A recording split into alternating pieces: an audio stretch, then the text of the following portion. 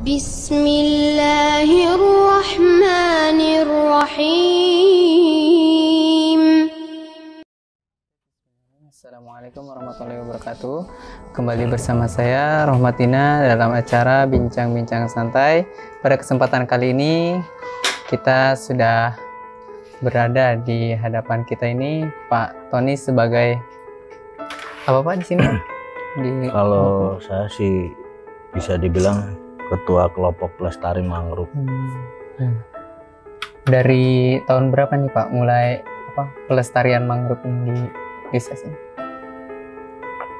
Kalau pelestarian mangrove itu kita dimulai dari tahun 2008. Dasar pelestarian ini awal mulanya itu gimana Pak? Bisa dibentuk pelestarian mangrove di desa sini Pak? Jadi tahun 2008 itu di tempat kita ini terkenal dengan yang namanya endemis malaria. Kan waktu itu kita di area Lampung Selatan kan tata ruang di kita ini kan masih tata ruangnya itu salah satunya adalah daerah untuk pengembangan daerah tambak.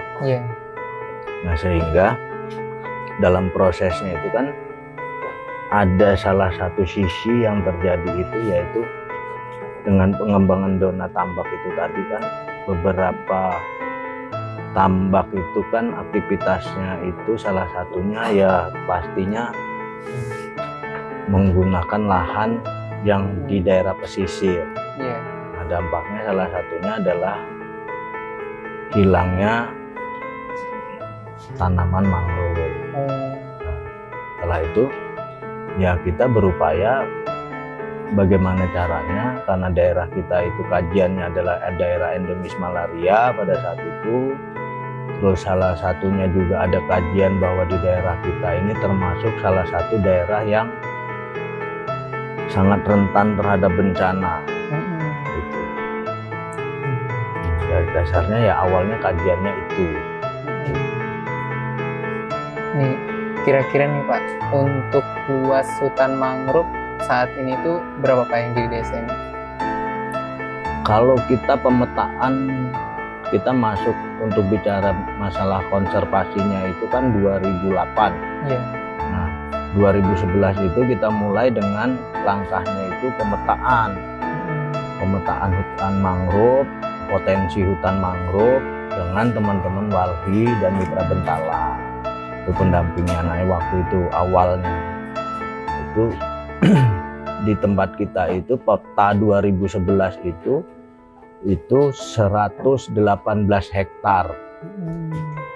Tetapi 2014 kita ada pemekaran desa.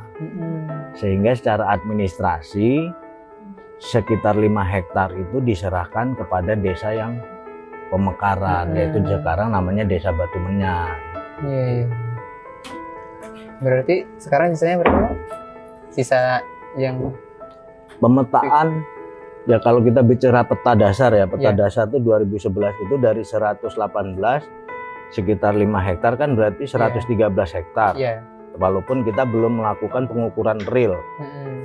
Nah, tapi kemarin bersama dengan teman-teman dari BPDAS kita melakukan pemetaan melalui drone.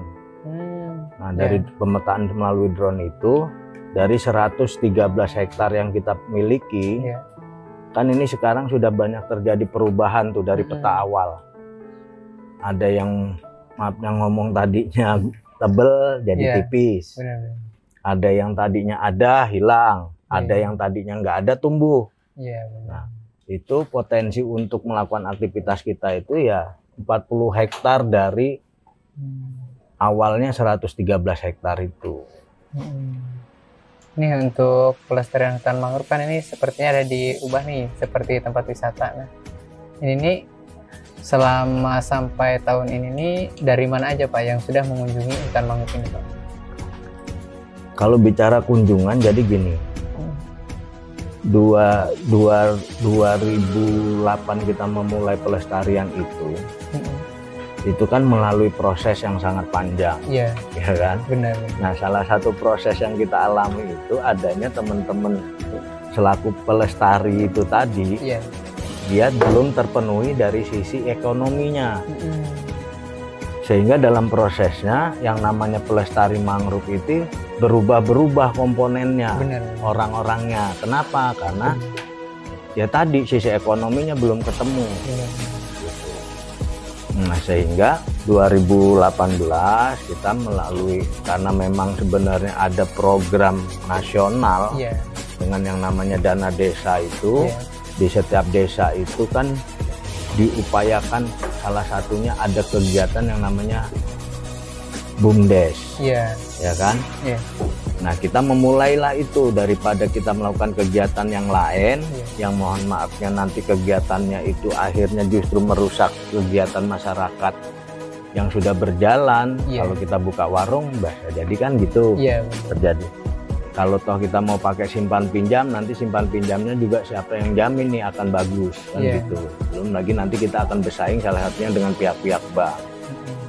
Nah, kita menawarkanlah diskusi lah dengan kepala desa almarhum, bagaimana kalau kita BUMDes melakukan aktivitas di sini. Itu. Nah, salah satunya yang kita lihat di ujung sana, itu pure BUMDes gitu. Artinya BUMDes bisa melakukan kegiatan karena pelestarian. Jadi usaha pariwisata, ekowisata ini efek dari pelestarian. Gitu. Yang pokok itu ya pelestarian. Gitu. Nah, untuk sekarang nih di mangrove, hutan mangrove ini fasilitas apa saja Pak yang sudah ada di tempat wisata sini? Kalau kita bicara fasilitas, tetap konsen dasar kita adalah pelestarian. Makanya di sini kan jelas namanya adalah kawasan konservasi mangrove Petengoran. Nah, salah satu kegiatannya tadi ekowisata. Nah, di dalam ekowisata itu pasti ada fasilitas. Selain fasilitas pokok adalah kita menyediakan bibit, berikut dengan bagaimana belajar cara menanam, ada trekking untuk bagaimana para masyarakat ataupun wisatawan ini datang, bisa sampai ujung ke ujung. Itu salah satu fasilitasnya adalah trekking. Nah, terus kemarin 2020 seperti yang sudah kita lihat sekarang, nah itu kan kita karena 2017 itu kan teman-teman kita dari perusahaan PT Japa Indonesia itu kan melakukan pendampingan. 2017 itu dia mulai dengan caranya adalah bagaimana melestarikan mangrove. Terus dilanjut 2018, 2019, nah 2020 kemarin mereka berpikir salah satunya mendukung bagaimana terjadi yang namanya sisi ekonomi pelestari tadi. Salah satunya mereka membantu mensubsidi pojok kuliner.